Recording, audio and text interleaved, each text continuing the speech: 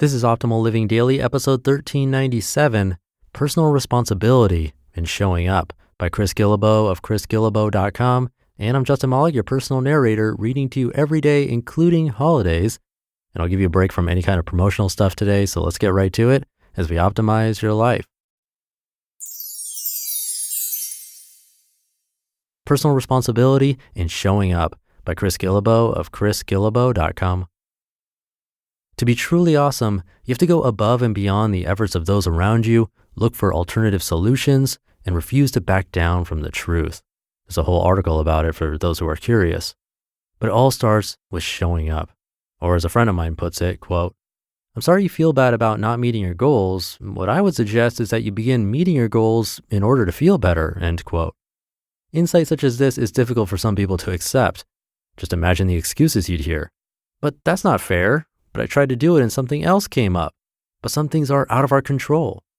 You can probably think of other excuses. In fact, you've probably heard them many times over. Thankfully, for those of us who do take responsibility, there's good news on two levels. The first good news is that we automatically stand out. In a world of buck passers, those who decide to take responsibility are unusual. Yay, you get the yellow jersey by default.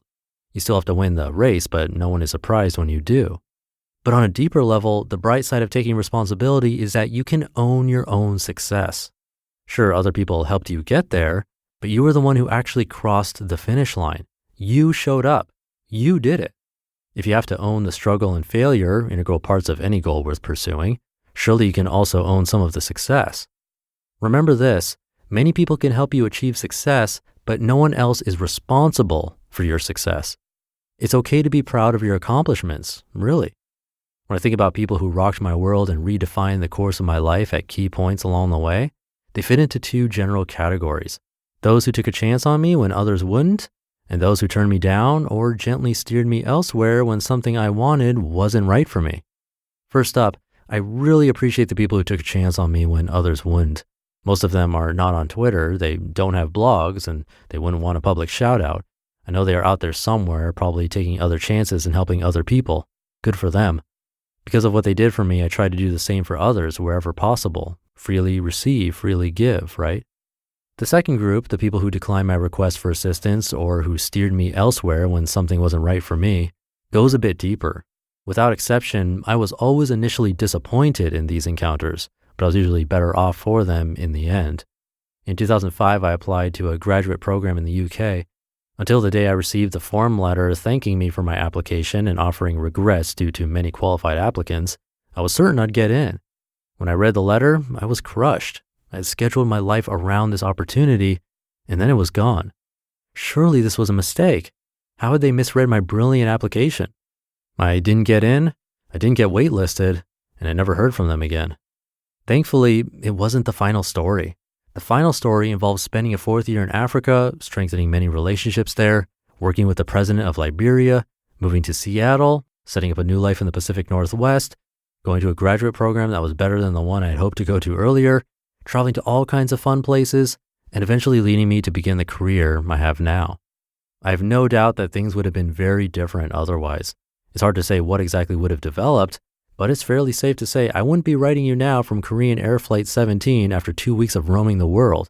I like Korean Air just fine. I'm glad I didn't miss out on this adventure. In retrospect, I can also see that I was drifting a bit during the time of that application. I was doing good work, but my overall purpose wasn't clear. I think I viewed a university year in the UK as a way to defer life for a while. Being turned down required me to let go of the idea that an external force, in this case a university, would carry me along, instead of me figuring out what I really wanted. Sometimes people let you down because they suck. Sometimes you're just not ready. Other times they let you down to give you the chance to be great without their help. Being pushed out of the nest is a good thing. It forces you to readjust your expectations. Oh, this person isn't actually going to be responsible for me. I guess I'll have to be responsible myself. I guess I'll have to find a way to meet the goals in order to feel better.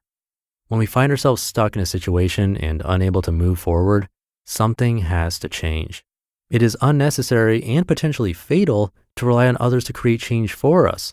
Who's responsible for creating change? You are. What's your job? Show up and bring something unique. I'd wish you good luck, but luck isn't up to you. Luck is like winning a lottery ticket. If it comes your way, might as well cash it in. In the meantime, better to focus on what you can really influence. Instead of luck, take heart, take courage. It all starts with showing up. You just listened to the post titled Personal Responsibility and Showing Up by Chris Guillebeau of chrisguillebeau.com. Thank you to Chris. He has a very unique story. You can learn more at chrisguillebeau.com.